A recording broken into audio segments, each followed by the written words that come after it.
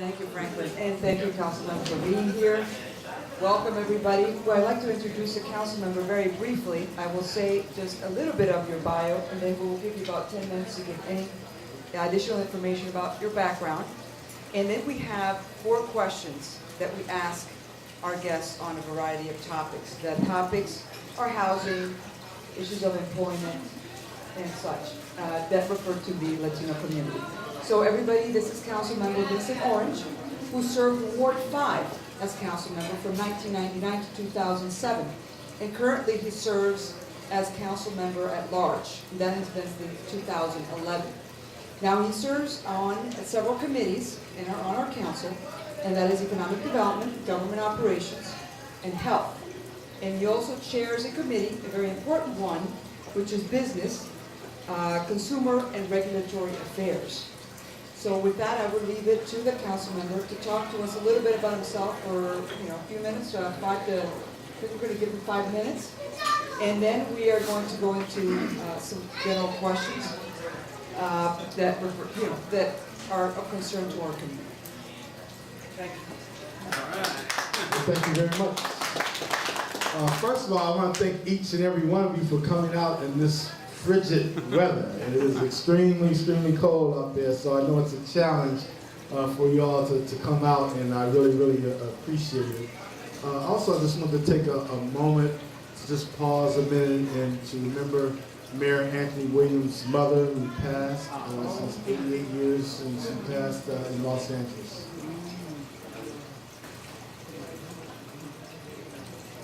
As you know, Virginia Williams was a dear friend of the city, the mother of Anthony Williams, and she was always around, very engaged, worked on a lot of senior issues, and you could always count on her to come and sing if you didn't have someone to get your programs off and running. So we're definitely going to miss her. But I'm pleased to be here. As indicated, I am at-large Councilmember Vincent Orange. I am running for mayor, and I would love to have your support and vote on April 1 of 2014 this year. I'm running for mayor to bring a more reasonable, balanced, and fair approach to governing the affairs of the nation's capital while leaving no one behind and taking no one for granted. I believe I have a record that indicates that I get things done and that I work hard for people. And one of the things that we must continue to do, and that is bringing good paying jobs to the District of Columbia, providing access to affordable housing, access to health care, and also providing an opportunity for our young people to get a good education. If you've been here during the bad times, you deserve to be here during the good times. And the District of Columbia is off and running.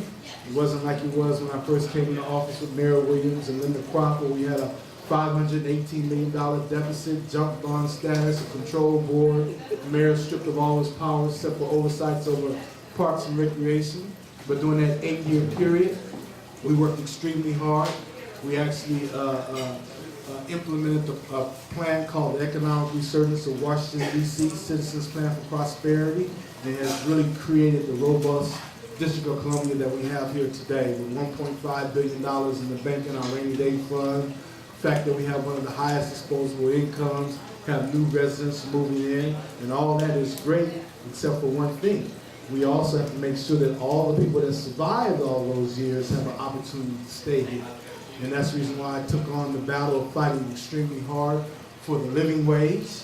And we didn't get quite there with the living wage, but I came right back and introduced the Minimum Wage Act of 2013, and we actually got that passed on 2 votes of 13-0, and finally the mayor signed the bill. The bill mandates that the living wage will be up to $11.50 per hour by the year 2016 with annual increases. So we don't have to fight this battle over again. There'll be annual increases. Also, several weeks ago, I was able to get our living wage increased to $13.40 per hour with a commitment on or before March of this year that will be increased to $13.70 per hour.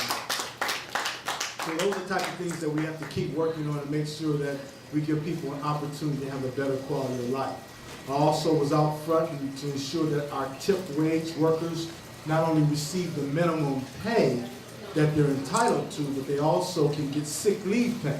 We have a lot of tip wage people going to work and having to work while they were sick. So now they'll get up to 5 days of sick pay on an annual basis at the minimum wage rate. In addition to that, I also voted to make sure that our immigrant population can get driver's license so they can get around the city, and to make sure that everyone has the opportunity to just be a part of what's taking place. So I know as I need to wrap up, once again, I'm Vincent Orange. I'm on the ballot for the April 1 race for mayor. I look forward to working with you. You can definitely check out my website, democracy.com, Vincent Orange for Mayor 2014, to see all the wonderful things that you and I have worked on together. And with that, I'll open it up for questions. Thank you. Thank you for that introduction, Vincent. Hi guys, my name is Pedro Rubio. I'm a board member for the DC Latino Caucus. I'm going to ask you the first question. The topic is housing. The question is, rental costs for market rate housing are beyond the reach of many Latinos. Also, many single-family homes are being subdivided into apartments, too small for most families. Finally, most newly constructed apartments, even the so-called affordable ones, are usually too expensive for low-income families. What will you do to encourage more family-oriented, low-income housing in the district? That's a very excellent question, and the first thing that I would do is to ensure that the Housing Production Trust Fund that we have is spent to actually produce affordable housing. And I'm not talking about this definition that most people have of affordable housing, 80% of the area median income. Because when you talk about that, you're talking about someone has to have $80,000 to $90,000 just to get affordable housing. We want to start dealing with those households that have $30,000, $40,000, and they need to be able to live in the city. The fact that we are doing well financially and downtown is taking off and we're generating revenue, that revenue should now come back to provide the affordable housing for folks to stay in the city. You know, I'm very disappointed that the Gray administration has backed away from the New Communities Initiative, and that was to create affordable housing at 4 projects throughout the city. And just last week they announced that they're trying to move away from that because developers don't see it as an opportunity to get a proper return on their investment. Well, that shouldn't matter to us. The fact that we have $1.5 billion in the bank, that we are projecting surpluses for the next 6 years, provide us an opportunity to subsidize the building of affordable housing and connect people to those housings. And that's the reason why good paying jobs at the minimum wage, at the living wage, is so necessary so one can afford to live in this city. Well, we found out at $8.25 per hour or $17,000 on an annual basis, you cannot buy a home in the District of Columbia. And that's why it was so important to get that minimum wage up to at least where you can get $25,000 on an annual basis, 2 people working together, that's $50,000, and the government should be able to provide affordable housing at that level. So I'm very conscious of that, and I'm also conscious of the fact that we were supposed to build 55,000 units of affordable housing, and of that 55,000 number, 19,000 are supposed to be apartments for our young people. So we realized everything in the plan except for we did not fulfill the promise to build those units, and that's what I plan to do as mayor.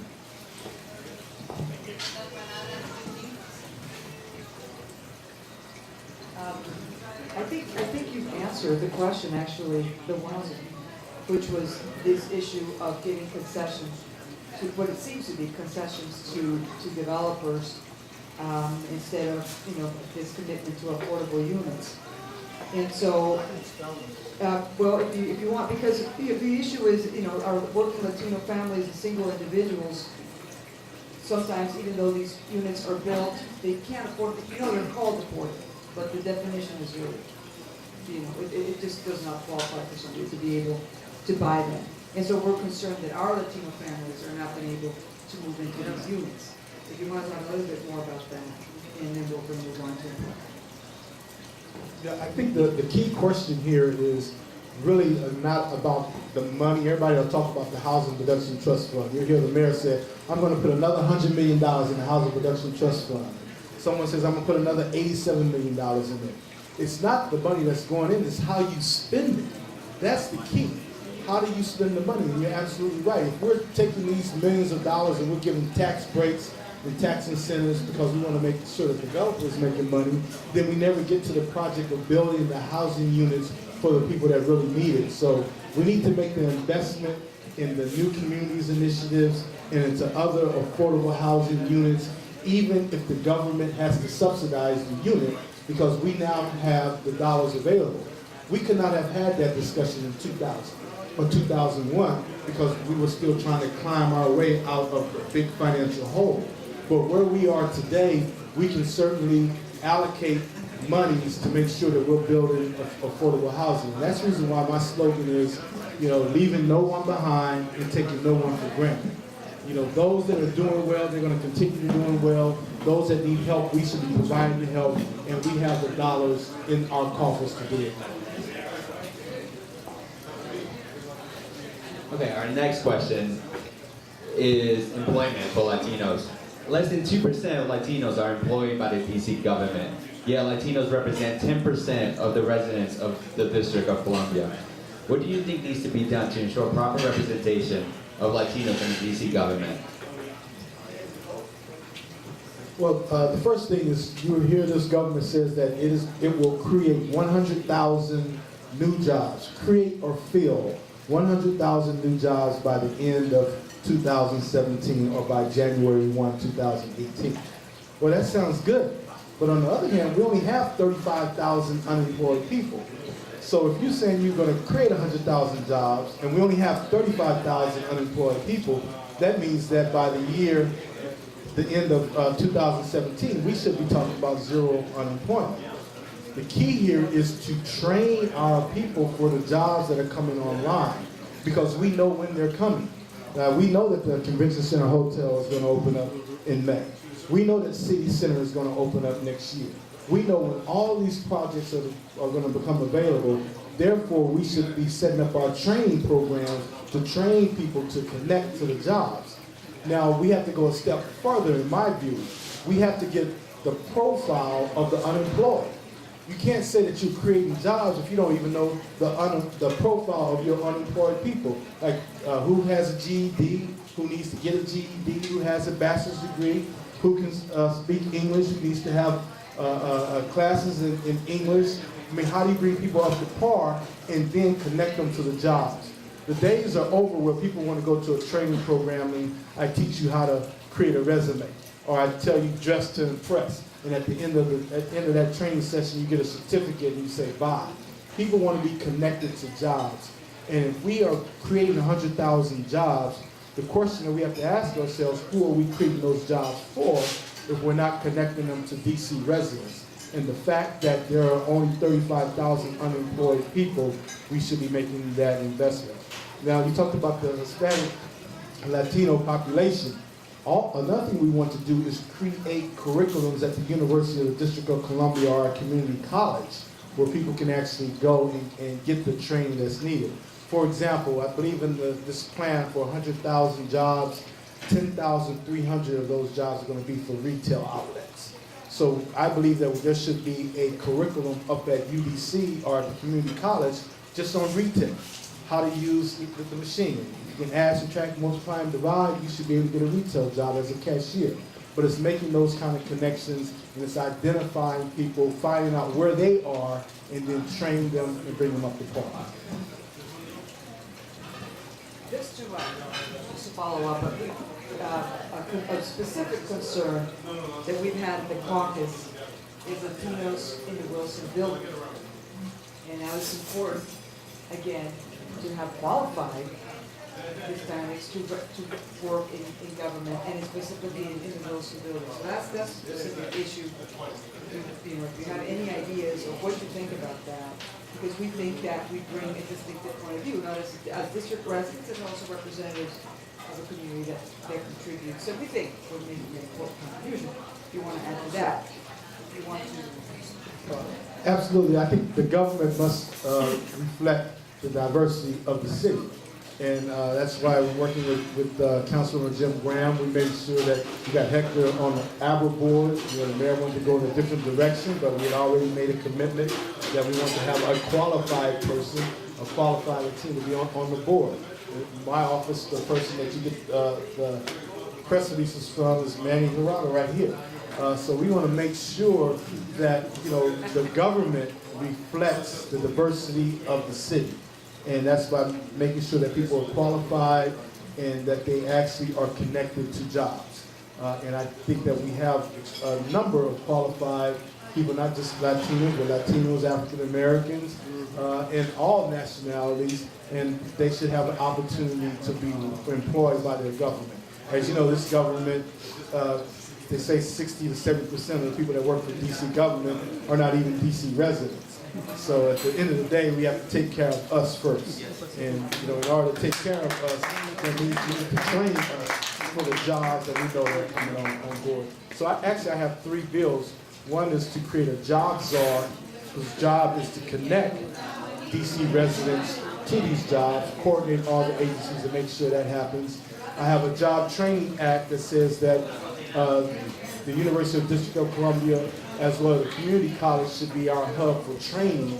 And then I have a bill that calls for the profile of the unemployed. Because I'm a firm believer, if you don't know the profile of your unemployed, how can I connect you to a job if I don't know who you are? So we need to have all this information at our disposal as we go about filling these jobs. Preguntan al público ahora. Well, we have a question about education, which I Okay. know is an After important that, one, yeah. and then I want Yeah, some of the folks. But we're concerned because Latino youth actually have the lowest graduation rate in the District of Columbia. And I know that there's been a lot of work in the past year on the council, and there's an education committee been working on issues of education. But we've heard little about Latino teens in this discussion, especially the one in school truancy and reform in general, to incorporate it into different groups and perhaps specific needs to keep these kids in school. So we'd like to know if you have any plans regarding Latino students, our students in general, the truancy issue, and if you plan to have any staff monitoring this development.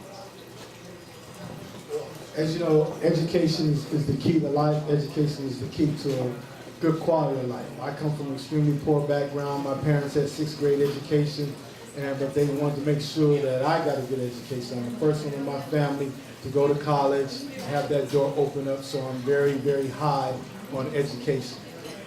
Actually, I introduced the Early Childhood Education Act of 2011, something that I've been working on for quite some time, that simply states that we should get our 3- and 4-year-olds and train them for kindergarten. And then from kindergarten to 3rd grade, we should be making sure that our children are positioned to where they can read independently upon entering the 4th grade, and that they can add, subtract, multiply, and divide. When you talk about truancy, truancy really becomes a major problem in 6th, 7th, and 8th grade. And that's generally when children look back and find out they've been left behind. They can't read, they can't keep up. The curriculum changes in the 4th grade. You're no longer learning to read, you're reading to learn. If you can't add, subtract, multiply, and divide, I can't introduce you to decimals, to fractions, to algebra to move forward. So we have to really put the emphasis on early childhood education to give a child an educational foundation. And also, it should be a more easier to at least work with young folks, because your yes should mean yes and your no should be no. But another problem that I think we have to address, and that is meeting the child where the child actually is. And what I mean by that, you may have to do an assessment to find out, the child may need a hearing aid. That could be the only problem. The child may need glasses because he can't see the letters or the books. You have to meet them where they are, provide the wraparound services. There could be problems in the home, but we should do that while they're young. You cannot wait until the kid is about to enter the 4th grade and say, oh, I want to provide you service. Whereas if you had got that kid at 3 years old and made adjustments and worked with the child, because let's face it, standardized testing doesn't start until the 4th grade. So there's no pressure for standardized testing prior to the 4th grade. But the pressure should be on the system to prepare our young people to have that foundation. In this country, correctional facilities are built based on who can read in the 3rd and 4th grade. That's how they decide, how many jails they're going to need. So the key should be for us to really make sure that we put the proper funding in early childhood education. Now, other aspects of education, I was out early for school reform. I was the one that championed the reopening of McKinley Tech. It's McKinley Technology High School.